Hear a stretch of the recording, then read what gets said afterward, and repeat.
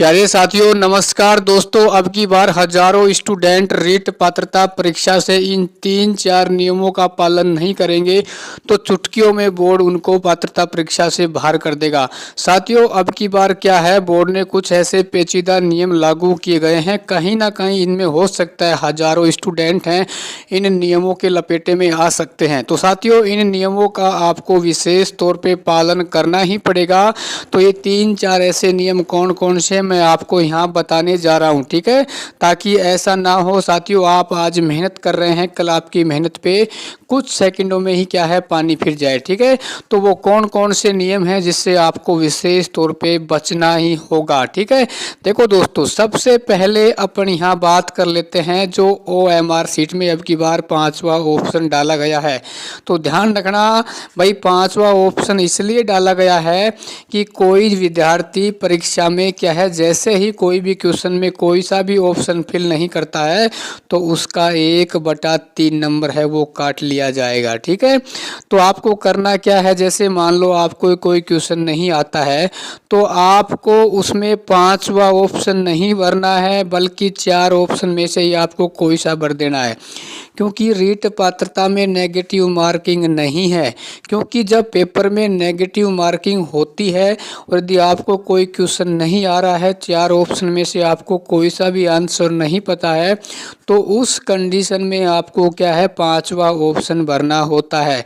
बल्कि रीट पात्रता परीक्षा में कोई नेगेटिव मार्किंग नहीं है और आपके ऊपर नेगेटिव मार्किंग है वो उसी स्थिति में लागू होगी जब आप ना तो 4 ऑप्शन में कोई सा फिल करते हैं, ना ही आप 5वें ऑप्शन में कोई सा फिल करते हैं। ठीक है, तो मेरा तो ये मानना है कि आप उसमें अपना तुक्का लगाना ही कहीं ना कहीं आपके लिए बेहतर होगा।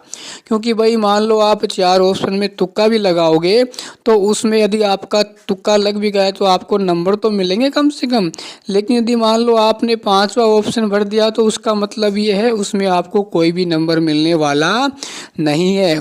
साथियों इस नियम के माध्यम से काफ़ी स्टूडेंटों से मिस्टेक होने वाली है और काफ़ी स्टूडेंट ऐसे भी रहेंगे एक छोटी सी लापरवाही के कारण उनका 1/3 नंबर है वो कट सकता है। क्योंकि जो पहली बार रीट पात्रता परीक्षा दे रहे हैं वो स्टूडेंट भी इसका शिकार बनेंगे और जिन्होंने पहले भी रीट पात्रता 2 या 3 बार दी है वो भी इसका शिकार बनेंगे निश्चित ही तौर से साथियों।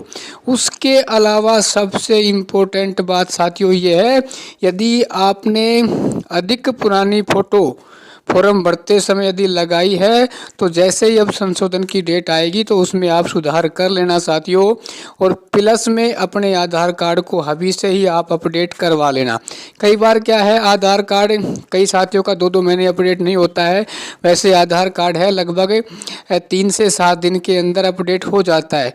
मान लो कि भाई आपके नसीब में और कुछ लिखा हो और वो अपडेट नहीं हो और आपको बड़ी समस्या आ जाए ना, यदि आपके नेम स्पेलिंग में कुछ मिस्टेक है, डेट ऑफ बर्थ में कुछ मिस्टेक है, तो उसका आप संशोधन जरूर करवा ले। ठीक है, और इसमें आपने फॉर्म भरते समय जो फ़ोटो लगाई है वो इतनी पुरानी नहीं होनी चाहिए जिससे साथियों आपको एग्ज़ाम सेंटर में एंट्री देने में कहीं ना कहीं वहाँ के कर्मचारियों को समस्याओं का सामना करना पड़े। ठीक है, अच्छा उसके अलावा साथियों अब की बार आपको क्या करना है, जो मैंने आपको पहले ही बताया है, कुछ साथी रीट पात्रता का फॉर्म एक से अधिक फॉर्म भर रहे हैं तो आपको इस नियम से बचना है कि बोर्ड आपके फॉर्म को रिजेक्ट कर सकता है।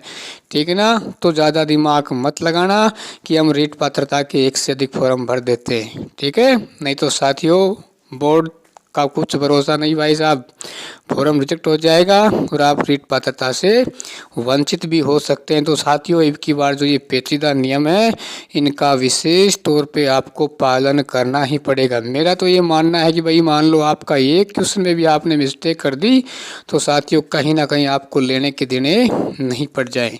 क्योंकि मान लो आप पास मार्किंग के आसपास हैं और आपके मान लो एक क्वेश्चन में मिस्टेक हो जाती है और 1/3 नंबर आप का मिस हो जाता है तो आप सोच सकते हैं साथियों आप रीट पात्रता परीक्षा से बाहर भी हो सकते हैं।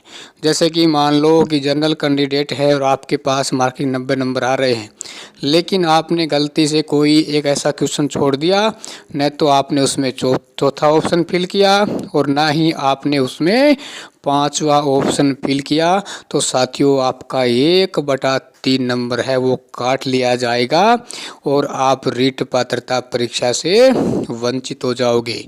क्योंकि आपका जो पास मार्किंग एरिया कितना है, जर्नल वालों को 90 नंबर लेना है और 1 नंबर साथियों कटने का मतलब आप सोच सकते हैं कि रीट पात्रता भर्ती प्रक्रिया से बाहर कर दिए जाओगे साथियों। तो इन बातों का विशेष तौर पे ध्यान रखना है। सभी साथियों को अपने आधार कार्ड में फ़ोटो को अपडेट करवा लेना है और अपनी बायोमेट्रिक को भी आपको विशेष तौर पर उस फिंगर का आपको ध्यान रखना है जिससे 100% उसका मिलान हो रहा है, ठीक है ना। तो साथियों ये छोटी छोटी बातें हैं, इनका विशेष तौर पे आपको विशेष तौर पे मैं कह रहा हूँ, ठीक है ना, इसको नोट कर लेना क्योंकि कहीं ना कहीं आपको ऐसी समस्याओं का सामना ना करना पड़े। और उसके अलावा साथियों ये जो संशोधन की तिथि जारी हो जाएगी तो जो भी आपकी मोटी मोटी समस्याएं हैं, क्योंकि काफ़ी साथियों ने, जैसे ऐसे भी साथी कई बार मेरे पास कमेंट्स आते हैं कि सर हम लेवल 1 के स्टूडेंट हैं, गलती से ई मित्र वाले ने लेवल 2 उसमें इस लेवल स्तर भर दिया। तो साथियों इसमें संशोधन होगा तो उसमें आप अपना संशोधन करवा लेना, ठीक है ना।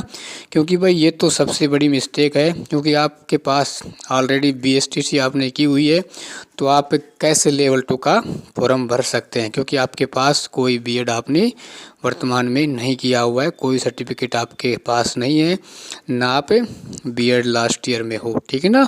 तो इन बातों का विशेष तौर पे आपको ध्यान रखना है, नहीं तो साथियों एक छोटी सी गलती है वो हो सकता है आपके सपनों पे पानी फिर सकता है। मेरा काम है आपको एडवांस जानकारी देना।